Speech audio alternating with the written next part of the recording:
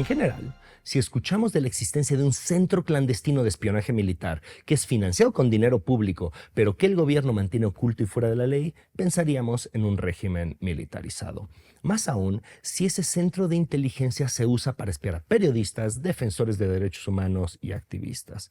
En el mejor de los casos, nos haría pensar en un gobierno que no respeta a su ciudadanía, que considera que la prensa y activistas son una amenaza peligrosa y que deben ser vigilados. Así sea ilegal. Pues ese desagradable escenario es justo el que estamos viviendo. Una investigación de la Red de Defensa de los Derechos Digitales ha expuesto toda una intriga digna de una película de espías. Resulta que, de espaldas a la ciudadanía y la ley, el ejército creó el Centro Militar de Inteligencia a fin de realizar operaciones encubiertas de espionaje. Acá vale la pena recordar un detalle. Cuando este gobierno asumió el poder, una de las primeras cosas que hizo fue desaparecer el famoso CISEN, que era el Centro de Inteligencia y Seguridad Nacional de los gobiernos anteriores. Y lo hizo por razones atendibles. Ese centro había sido usado por años para espiar y dar seguimiento a opositores, comunicadores y cualquiera que fuera considerado una amenaza para el Estado. Por supuesto, el CISEN también perseguía delincuentes. Fue clave en la recaptura del Chapo Guzmán. Es decir, el centro sí tenía una función legítima, que trágicamente los gobiernos usaron con fines ilegítimos. Desaparecerlo parecía tener sentido desde la idea de una renovación democrática. Poco después de su disolución, sin embargo, las bondades de la inteligencia se revaloraron. Sí tenía sentido hacer seguimiento a grupos criminales, por ejemplo. Pero también descubrieron, estaba bueno espiar a personajes molestos. Así surge de nuevo ese nombre horrible que evoca a las peores prácticas y políticas de gobiernos anteriores: Pegasus.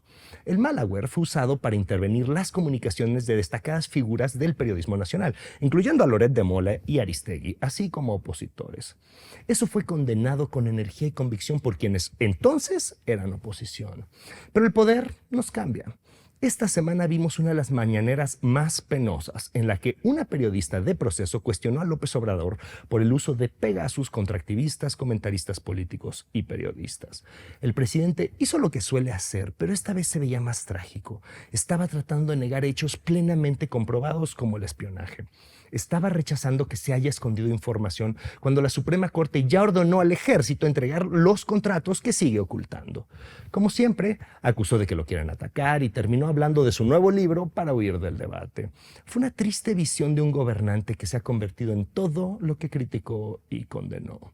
Lo que está claro es esto: el ejército manda. Puede espiar ciudadanos de forma ilegal, puede negarse a entregar información al INAI, a la Fiscalía General de la República, que también la solicitó, y por supuesto a la sociedad.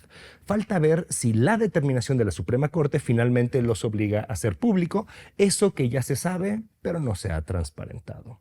Este gobierno ya está en su ocaso, tratando de definir su legado con obras faraónicas y reformas constitucionales. Pero ese no será lo que le deje al país. Dejará un gobierno en el que las Fuerzas Armadas son un poder económico y político como no lo ha sido desde la época de los generales. Al final, su legado y el gran desafío para los gobernantes del futuro es el establecimiento de un gobierno militar.